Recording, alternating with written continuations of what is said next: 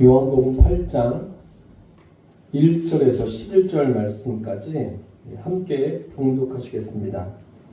예수는 감람산으로 가시니라. 아침에 다시 성전으로 들어오시니 백성이 다 나아오는지라. 앉으사 그들을 가르치시더니 서기관들과 바리새인들이 은행 중에 잡힌 여자를 끌고 와서 가운데 세우고 예수께 말하되, 선생이여, 이 여자가 가늠하다가 현장에서 잡혔나이다. 모세는 율법에 이러한 여자를 돌로 치라 명하였거니와 선생은 어떻게 말하겠나이까. 그들이 이렇게 말하면 고발할 조건을 얻고자 하여 예수를 시험함이로라. 예수께서 몸을 굽히사 손가락으로 땅에 쓰시니 그들이 묻기를 마지 아니하는지라. 이에 일어나 이르시되, 너희 중에 죄 없는 자가 먼저 돌로 치라 하시고 다시 몸을 굽혀 손가락으로 땅에 쓰시니 그들이 이 말씀을 듣고 양심의 가책을 느껴 어른으로 시작하여 젊은이까지 하나씩 나가고 오직 예수와 그 가운데 섰는 여자만 남았더라.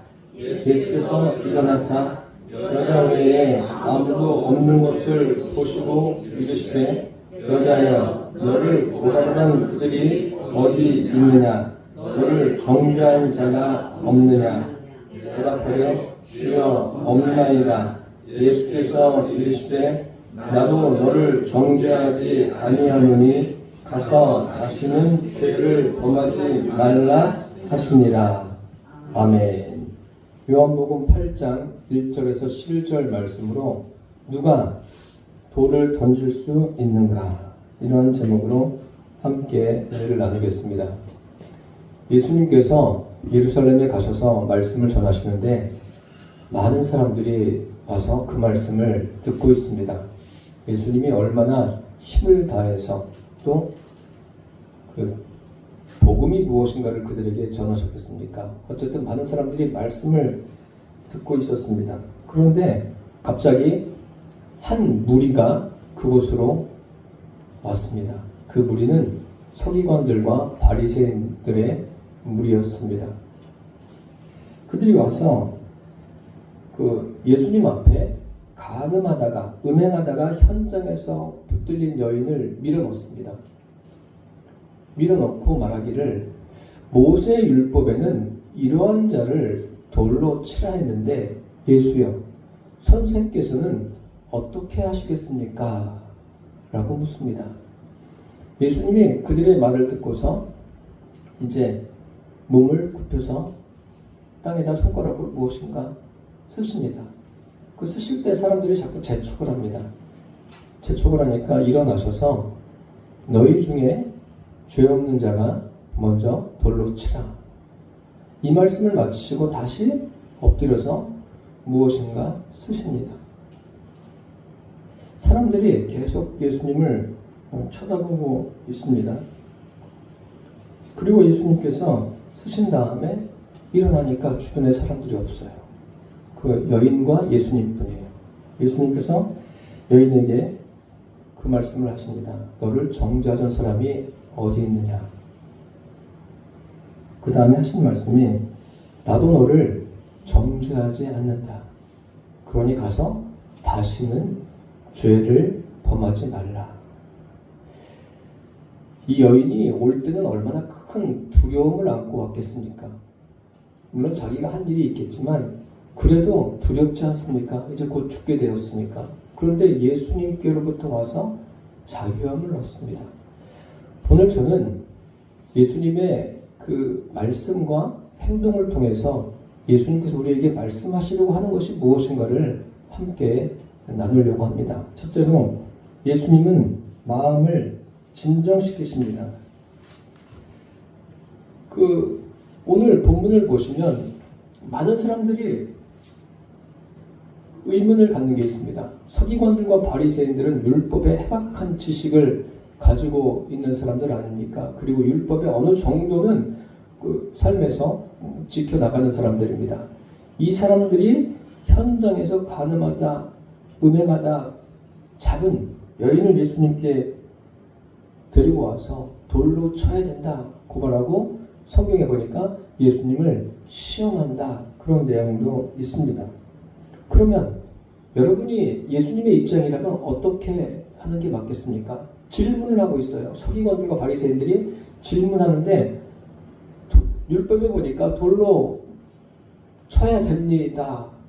이런 사람들은 그렇게 말하면 나도 그렇게 생각한다 라든지 무슨 대답을 하셔야 될 거 아닙니까? 그런데 예수님은 갑자기 말씀을 하지 않으시고 어떻게 하셔요? 몸을 굽혀서 땅에다 손가락으로 글씨를 쓰고 계십니다.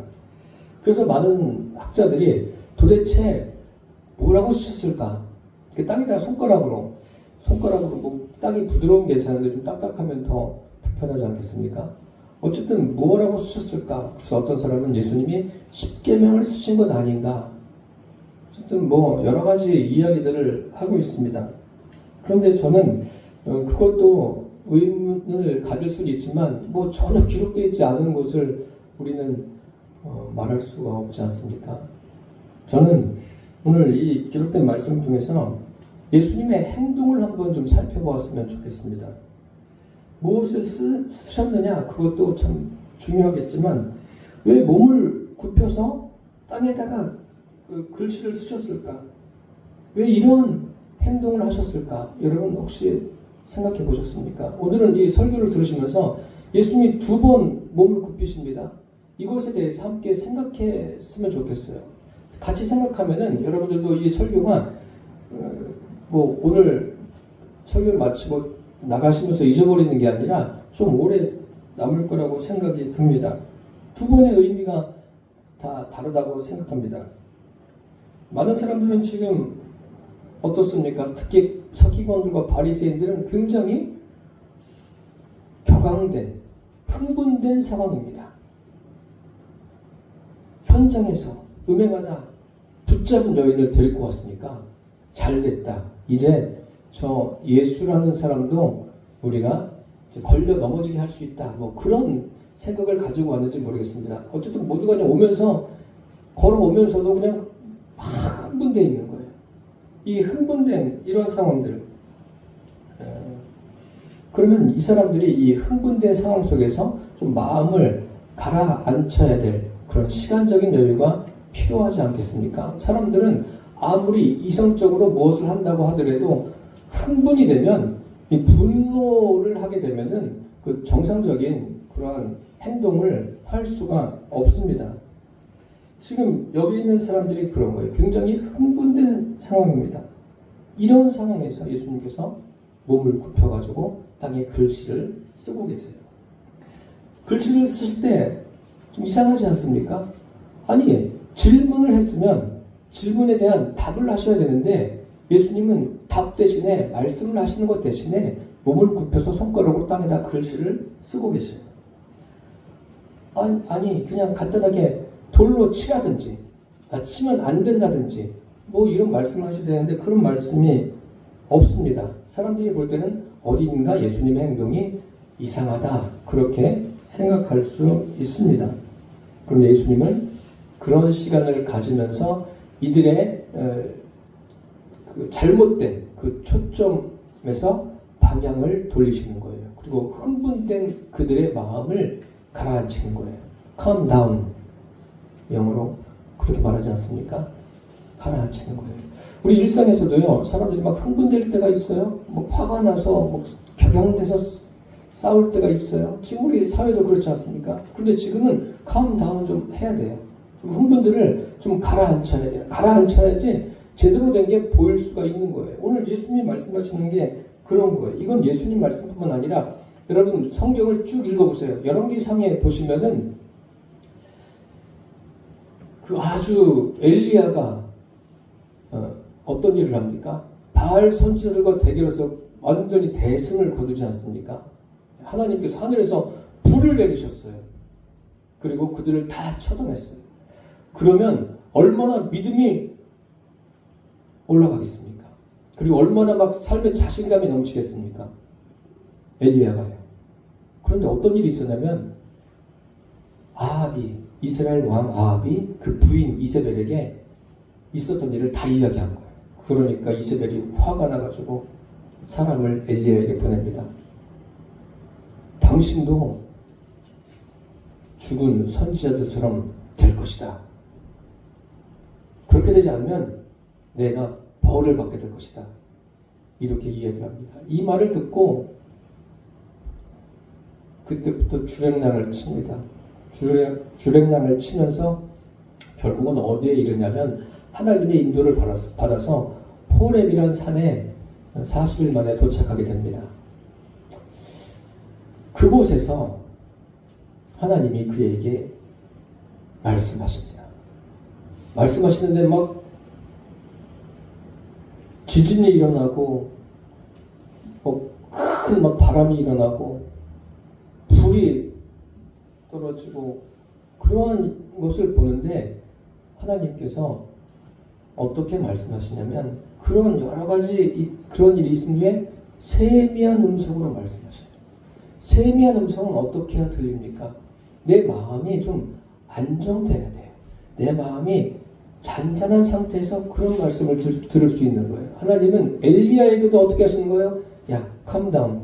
너의 마음을 좀 진정시켜라. 가라앉혀라. 자기를 이제 죽게 해달라는 거 아닙니까? 이세벨에게 죽느니 차라리 나를 죽여주십시오. 하나님 앞에 그렇게 하는 거 아닙니까? 엘리야가. 근데 하나님은 마음을 진정시켜. 그 수십일 동안 그에게 먹을 것도 주시고 그를 인도하시면서 그의 마음을 가라앉히십니다. 그게 주님이 하신 거예요. 그래서 먼저 중요한 게 뭐냐면 우리 마음이 진정이 돼야 돼요. 마음이 온유해야 돼요. 마음이 막 흥분되어 있으면 아무것도 안 들려요. 아무것도 안 들려요. 그거 우리 일생에서 경험하지 않습니까? 예수님께서 너희 중에 죄 없는 자가 먼저 돌로 치라 이렇게 바로 말씀하셨으면 들렸겠습니까? 들리지 않는 거예요. 우리가 지금 이 주일에 하나님께 예배를 드리고 있어요. 예배 드리는 이 시간이 무엇입니까? 예배 드리는 시간이요. 하나님과 내가 만나는 거예요. 말씀 속에서 내가 하나님과 만나는 거예요. 그래서 설교를 들으실 때도 설교자에게 집중하세요. 참 저는 어떤 분은 그 휴대폰에 계속 집중하는 분이 계셔서 안타까운 적이 좀 많은데 하나님께 집중하신대요. 하나님께 집중하시고 그렇게 되고 내 마음을 이렇게 잠잠하게 하십시오. 그럼 주님이 지금 나에게 말씀하시는 그 음성이 들리게 될 줄 믿습니다. 예수님께서 말씀하시잖아요. 귀 있는 자는 들을지어다. 아니 세상에 귀 없는 사람이 어디 있어요. 물론 귀에 어떤 장애를 가져서 듣지 못하는 그런 불편한 분들은 있지만 귀 있는 사람은 다 들을 수 있는 거 아니에요? 그게 무슨 말씀이냐면 내 마음이 어디에 잡혀 있느냐 그런 거예요. 지금 설교 들으시면서 여러분들의 마음이 어디에 잡혀 있으십니까? 예수님은 지금 몸을 굽혀서 처음으로 글씨를 쓰셔요. 글씨를 쓰시면서 그들의 그 마음을 가라앉힘과 동시에 그들의 시선이 어디에 집중하도록 예수님께 집중하도록 예수님께서 하고 계신 거예요. 지금 이들이 이렇게 막 흥분된 상태에서는 예수님이 무슨 말을 해도 그들은 들리지가 않는 거예요. 듣지 않는 것도 있지만 들리지가 않습니다. 그런데 이제 보세요. 예수님이 엎드려서 몸을 굽혀서 글씨를 쓰신 다음에 이들의 그 양심의 심경의 변화가 일어나지 않습니까? 마음이 가라앉은 거예요. 가라앉으니까 또 들리지 않습니까? 이 부분은 제가 좀 이따 다시 더 자세히 설명을 드리겠습니다. 이제 귀에만 들리는 게 아니라 그들의 마음에도 예수님이 무엇을 말씀하시는가, 무엇을 하시는가 들리는 거예요. 오늘 이 예배가 설교를 들으시면서 주님이 지금 나에게 무엇을 말씀하시는가 각자가 주님의 음성을 들을 수 있게 되기를 축복합니다. 둘째로 예수님은 그들을 위해 기도하십니다. 여기 뭐 기도했다는 내용은 없어요. 제가 생각해 보는 거예요. 첫 번째 그렇게 하셨어요. 몸을 굽혀서 땅에 글씨를 쓰신 다음에 그 다음에 또 일어나셔서 말씀하시잖아요. 너희 중에 죄 없는 자가 먼저 돌로 치라 이렇게 말씀하시고 예수님이 끝난 게 아니라 다시 몸을 굽혀서 무엇인가 또 쓰시죠. 두 번째 하시는 거예요. 반복하셔요. 이 반복 행동하시고 반복 말씀하시는 것은 굉장히 중요한 의미가 담겨져 있습니다. 왜 이렇게 하셨을까? 왜 두 번째는 또 왜 엎드리셨을까? 왜 몸을 굽혀서 또 쓰셨을까? 한 번만 하셔도 되는데 왜 두 번 하셨을까? 우리가 생각해 볼 필요가 있어요. 이 두 번째 하시면서는 예수님께서 기도하신 것이 아닌가? 저는 그렇게 생각을 해봅니다. 우리는 여기 있는 군중들이 지금 막 화가 나가지고 흥분이 돼서 예수님께 와가지고 말하는 이 사람들이 스스로 자기들이 깨달아서 마음을 안정시키고 또 정죄하는 것을 중단하고 돌아갔다. 그렇게 생각하기 쉽습니다. 여러분도 그렇게 생각하십니까? 그렇지 않아요. 사람들은 스스로 깨달을 수가 없는 존재예요. 사람들은 다 죄인 아닙니까? 의인은 없나니 하나도 없다. 이 세상에 의인은 아무도 없어요. 의롭게 살려고 애쓰는 사람들은 많지만 의인은 없어요. 의롭게 살려고 애쓴다고 의롭게 됩니까? 그렇지 않습니다. 이것이 깨달아져야 돼요. 나에게. 그런데 왜 사람들이 자기가 죄인임에도 불구하고 죄인인 것을 모르고 의인처럼 살려고 그럽니까? 성령님께서 깨닫게 해주시지 않아서 그래요. 성령님이 깨닫게 해주셔야 알 수 있는 거예요. 많은 이 설교를 듣는다고 하더라도 결국은 내가 뭐 성경을 많이 읽고 생각해서 깨닫는 게 아니라 성령님이 깨닫게 해주셔야 돼요. 뭐 설교자도 마찬가지고 여러분도 마찬가지입니다. 성령님이 깨닫게 해주셔야 돼요. 예를 들어서 예수님이 이 복음서에 계속 말씀하시지 않습니까? 이 말씀을 듣고 사람들이 다 깨달았다면 예수님을 십자가에 못 박았겠습니까? 아니죠. 그러니까 깨닫게 하시는 것은 깨닫게 하시는 그 성령의 역사가 있어야 돼요. 하나님께서 무엇을 원하시는가? 그 열왕기서를 읽어보시면 특징적인 것이 있습니다. 하나님께서 왕들을 평가하십니다. 이 왕은 좋은 왕이야. 이 왕은 그냥 괜찮아. 이 왕은 악해. 못됐어. 죄를 많이 저질렀어. 뭐 이렇게 평가를 하시는데 그 기준이 무엇일까요? 여러분들 열왕기서를 읽어보시면서 혹시 하나님이 이런 기준으로 왕을 평가하시는구나 혹시 발견하셨습니까? 그 기준이 있어요. 이 왕은 국민들에게 굉장히 잘했어. 국민들의 마음을 편하게 하고 국민들을 참 잘 살도록 했어. 그래서 이 왕은 좋은 왕이야. 그러셨습니까? 이 왕은 그냥 왕궁을 의리하게 짓고 전쟁터에 나가서 승리하고 국민들에게 기쁨을 안겨줬어. 그래서 좋은 왕이야. 그렇게 말씀하시지 않습니다. 성경에 분명한 기준이 있어요. 뭐냐면 여호와 하나님 보시기에 정직하더라. 하나님 보시기에 정직한 것이 기준인 거예요. 하나님 보시기에 어떤가? 지금 나의 인생이 하나님 보시기에 어떤가? 이게 중요한 거예요. 뭐 구약에서는 어떤 행위로 구원을 받고 신약에서는 믿음으로 구원을 받고 이게 아니에요. 구약이 됐든 신약이 됐든 구원은 어떻게 받습니까? 믿음으로 구원받는 거예요. 이건 구약이나 신약이나 같은 거예요. 하나님은요. 하나님이 보시는 것은 뭐예요? 정직한 우리의 심령을 보십니다. 우리의 마음을 보셔요. 이게 하나님의 기준이에요. 사람하고 좀 다르죠. 물론 사람들도 그 사람의 마음이 어떤가 이것을 생각하는 사람들이 뭐 그리스도인 중에는 많이 있겠죠. 있는데 하나님의 기준이 그런 거예요. 하나님의 기준이 그 사람의 심령이 과연 정직한가 하나님은 그것을 보십니다. 뭐 욥기를 봐도 그렇지 않습니까? 욥기는 하나님 앞에 정직했다. 하나님이 그렇게 평가하시지 않습니까? 저와 여러분이 하나님 앞에 내 심령이 정직한 심령이 되시기를 바랍니다. 우리가 죄를 짓지 않습니까? 죄를 졌을 때도 요한 1서에 보면 내 죄를 자복하라고 하지 않습니까? 하나님 앞에 있는 그대로 말씀을 드리세요. 그런데 이런 이 정직 가게 되는 것도 성령의 역사가 아니고는 불가능한 거예요. 성령의 역사로 되어진다는 것을 잊지 마십시오. 이 돌을 던지려고 준비했던 사람들이 행동이 어떻게 바뀌었습니까? 어떤 사람은 돌을 들고 있었을지도 몰라요. 돌로 쳐라 예수님이 말씀하셨으면 아마 즉시 그냥 그 쳐라 했을 때 바로 돌이 날아갔을지도 몰라요. 그런데 오늘 본문에 보십시오. 돌을 던지지 않고 물러가죠.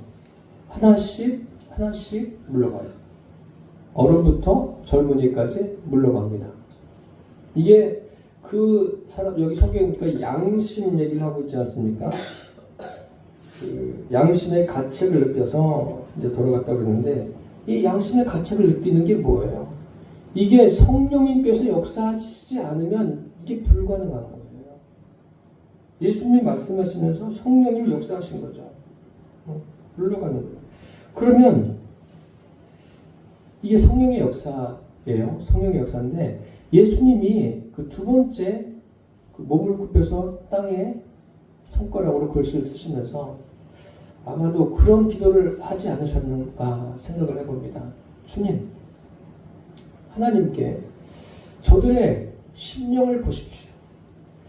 저들의 심령에 역사하셔서 자기 자신을 바로 보게 해주십시오. 자기 자신이 무엇인가를 보게 해주십시오. 이런 기도를 예수님이 하지 않으셨는가 그렇게 저는 생각해 봅니다. 참 중요한 게 있습니다. 여러분, 나 자신을 바르게 볼 수 있어야 돼요. 내가 죄인이고 내가 주님의 은혜로는 은혜가 아니면 살 수 없는 그런 존재구나. 그것을 깨닫는 그 은혜가 우리의 삶에 있기를 바랍니다. 여기 서기관들과 바리새인들을 보십시오. 확실한 증거를 가지고 온 거예요. 그 현장에서 잡았으니까. 이보다 확실한 증거가 어디에 있겠습니까? 그러니까 길길이 날뛰는 거예요. 그런데 이 사람들이 다 물러갔어요. 예수님이 말씀하시잖아요. 너희 중에 죄 없는 자가 먼저 돌로 치라. 그런데 아무도 돌을 던지는 사람이 없어요. 돌을 던지려고 했다가도 지금 어떻게 한다고 합니까? 하나씩 하나씩 물러가는 거예요. 뭐 일제히 간 게 아니에요. 하나씩 하나씩 간 거예요. 우리는 예수님의 이 말씀과 이 사건, 지금 서기관들과 바리새인들이 뭐 몇 사람만 왔겠어요? 뭐 사람들 막 몰고 왔겠죠. 군중이 온 거예요. 또 다른 군중이 온 거예요. 다른 군중은 또 말씀을 듣고 있는 군중이 있고 서기관과 바리새인에게 의해서 또 다른 군중이 왔어요. 충돌을 할지도 모릅니다. 그런데 우리는 이런 많은 사람 중에서 이 집단 아닙니까? 공동체 아니에요. 이 단체에서 개인을 볼 수 있어야 돼요. 개인. 그래서 그런 게 있지 않습니까? 지금 이 사람들은 집단 군중 심리의 죄예요. 이게. 그래서 마귀가 사용하는 것 중에 하나가 군중 심리를 동원해서 죄를 짓게 하죠. 하나님의 방법이 아니에요. 복음서에 대제사장이 사람들을 충동해서 어떻게 합니까? 예수님을 십자가에 못 박게 하지 않습니까? 예수님도요, 얼마든지 한꺼번에 그냥 많은 제자들을 양육하실 수 있어요. 능력을 주어서 그냥 사방에 사람들을 보낼 수 있는데 그렇게 하시지 않습니다. 12명만 세우지 않습니까? 그 중에 11명만 제대로 된 주님의 자녀가 되지 않습니까? 여기에서 지금 하나씩 돌아갔다는 게 굉장히 중요한 의미를 우리에게 말씀하고 있어요. 신앙생활, 인생을 사는 거 개개인이 중요한 거예요. 나의 믿음, 개인의 믿음이 굉장히 중요한 거예요. 사도행전에 보면 사도 바울이 복음을 전합니다. 에베소에 가서 복음을 전하는데 거기 완전히 우상단지예요. 우상을 섬기는 도시예요. 그래서 복음을 전하니까 사람들이 그 우상 섬기는 것들을 다 정리하지 않습니까? 정리하는데 그 은으로 된 장식을 만드는 그런 은감실을 만드는 그 데메드리오가 화가 났어요. 그래서 사람들이 모이는 곳에 가서 그들을 막 선동하는 거예요. 그러니까 너무 선동이 일어나니까 소요 사태를 막기 위해서 이제 알렉산더가 그것을 그 정리를 합니다. 정리하면서 물어요. 아, 도대체 당신들 왜 이러는 거예요? 그러니까 모인 사람 중에 태반이 자기들이 왜 모였는지도 몰라요. 참 이런 게 인간의 방법이죠. 가룟 유다를 보십시오. 가룟 유다가 속해 있는 그 예수님의 제자들, 또 가룟 유다가 왜 그 길로 갔습니까? 예수님이 잘못 가르쳐서 그 길로 갔습니까? 그건 아니죠. 그것은 가룟 유다 개인의 문제예요. 제가 방금 전에도 말씀드렸지만 예수님을 누가 십자가에 못 박았습니까? 군중 심리가 그렇게 하는 거예요. 대제사장이 사람들을 충동했다고 돼 있어요. 충동하니까 그 충동에 그냥 확 일어나가지고 십자가에 못 박으소서. 이 사람들이 누구예요? 예수님이 예루살렘에 들어올 때 호산나 다윗의 자손이여 종려의 나무를 흔들면서 그 가지를 흔들면서 환영했던 사람들입니다. 여러분 헤롯 아시죠? 헤롯 왕이 세례요한을 죽이지 않습니까? 왜 죽여요? 헤롯 왕뿐만 아니라 이것도 역시 군중 심리에 의해서 이 일이 자행된 거예요. 하나님의 방법은요, 한 사람 한 사람이에요. 하나씩 하나씩이에요. 뭐 집단으로 구원받는 거 그런 건 없어요. 어떤 사람이 나는 선진국에 살아, 이런 그 자부심을, 자긍심을 가질 수는 있죠. 가질 수는 있는데 생각해 봐야 될 것은 그 사람이 선진국 국민이라고 해서 자기가 다른 사람보다 낫다 그렇게 생각하는데, 그런 생각을 갖는 것은 나쁜 것은 아니지만 그럼 그 개인은 과연 선진국 국민에 걸맞게 행동을 하고 있는가, 그것이 더 중요하다고 생각합니다. 내가 속해 있는 곳이 아무리 훌륭하다 하더라도 결국은 뭐예요? 개인적으로 제대로 되어 있는가, 그게 더 중요한 거예요.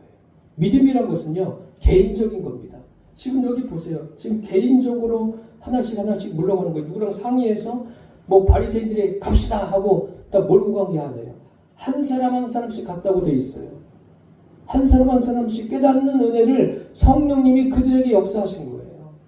예수 믿는 게 그런 것 아닙니까? 하나님과 1대1 관계예요. 나는 뭐 어떤 교회 다녀? 나는 뭐 우리 교회는 어때? 뭐 그런 사람도 있는데 참 우리나라가 이런 게 문제예요. 어떤 교회 다니는 게 중요한 게 아니라 그 개인이 어떠한 믿음을 갖고 있는가, 하나님과 어떠한 관계에 있는가, 1대1이에요. 이게 제일 중요한 거예요. 이제 한국 교회도 이런 부분에서 좀 바뀌어야 돼요. 바뀌어서 어느 교회에 속해 있는 것, 그것보다 더 중요한 게 나 자신이 하나님과 어떤 관계 가운데 살아가고 있는가, 이거에 대한 확고한 믿음이 정립된 상태에서 살아가는 것, 이것이 중요하다고 생각합니다. 사람들은 혼자 살 수는 없죠. 어떤 학자는 그런 적이 있어요. 인간은 사회적 동물이다. 그 공동체, 어떤 단체 안에 사는 거예요. 혼자 살 수 없어요. 그런데 이 공동체 안에 어떤 단체에 속해서 살면서 생각해 보셔야 될 게 있습니다. 그 단체라는 것은 어떤 규칙이 있지 않습니까? 뭐 대한민국의 법이 있듯이 규칙이 있어요. 필요하죠. 필요한데 그 규칙을 가지고 사는데 그 규칙 속에서 사람들이 자칫 잘못하면 단순화가 될 수 있고 기계화가 될 수 있고 또 습관화가 되고 형식화가 되고 율법화가 되기가 쉽습니다. 제가 제 개인적인 경험을 잠깐 말씀드리면, 부목사 할 때 그 아주 큰 교회에서 부목사를 했는데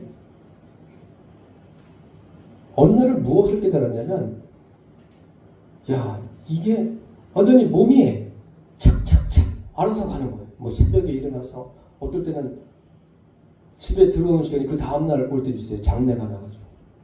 그런 게 굉장히 많으니까. 그런데 그런 시간들이 반복되다 보니까 저도 모르게 그냥 기계처럼 사람이 움직이는 거예요. 그래서 이야, 사람이 이렇게도 가능하구나. 그런 생각을 하게 됐어요. 그러면서 뭘 깨달았냐면, 이러다가 내가 지금 하나님과 제대로 된 관계 가운데 이 일을 착착착 해가고 있는 건가? 그런 생각이 들더라고요. 자칫 잘못하면 이런 단체에 속해서 무엇을 하게 되다 보면 사람이 비인격적인 그런 모습으로 변화되기가 쉽겠구나, 그런 생각을 해봤습니다. 우리는 어떤 존재입니까? 하나님의 형상대로 창조된 존재 아닙니까? 그렇다면 어떤 존재예요? 인격적인 존재예요. 그리고 하나님과의 인격적인 관계 가운데 살아가는 게 맞는 거예요.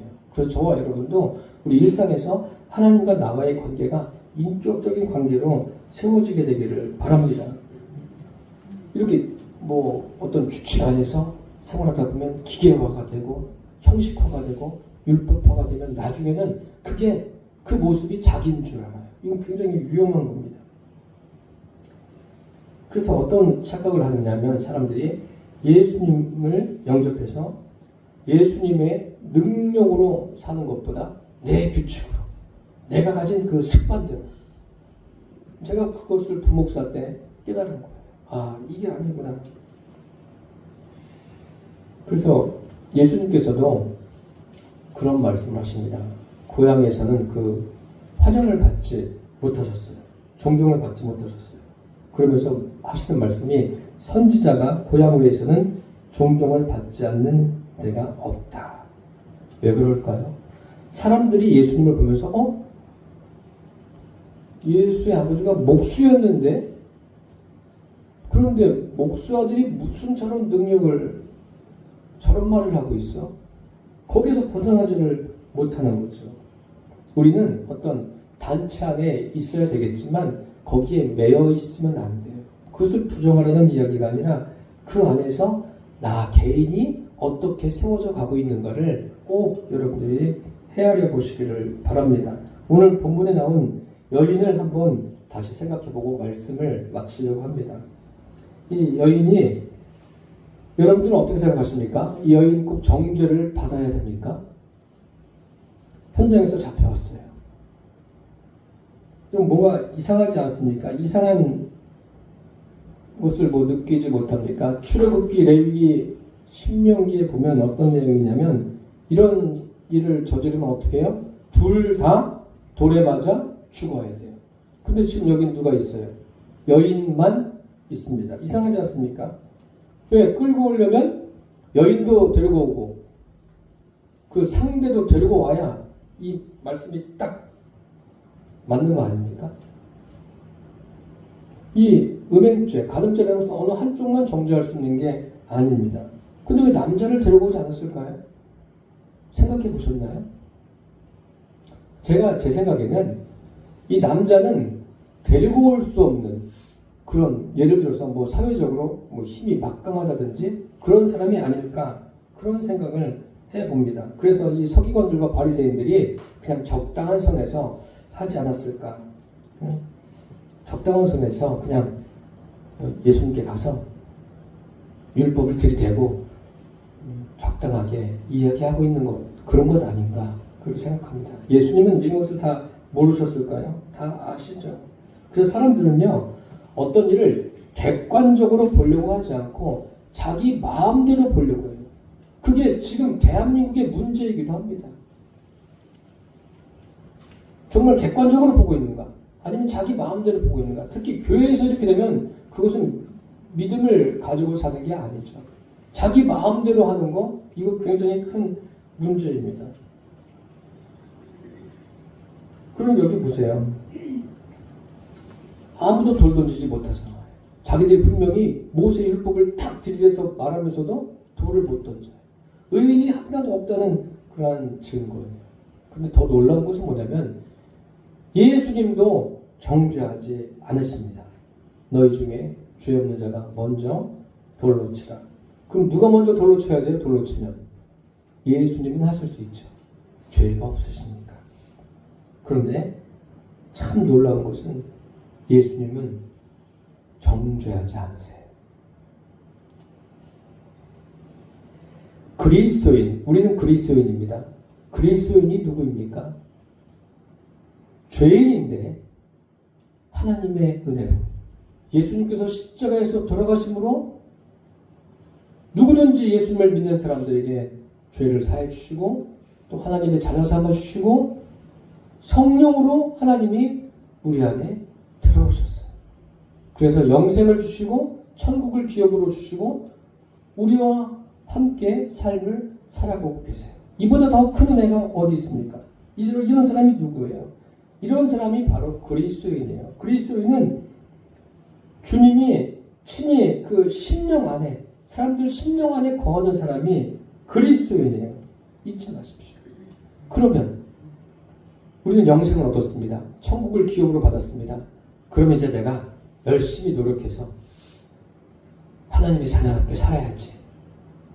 이 생각은 또 한번 여러분 조심스럽게 생각해 보세요. 내 힘으로 사는 게 아니에요. 주님이 분명하게 말씀하세요. 사도 바울이 빌립보 교인들에게 편지하면서 뭐라고 그럽니까? 너희들 예수님이 너희들 안에 계시니까 열심히 살아. 그분 의지해서 살아. 이럽니까? 아니에요. 잘 들어보세요.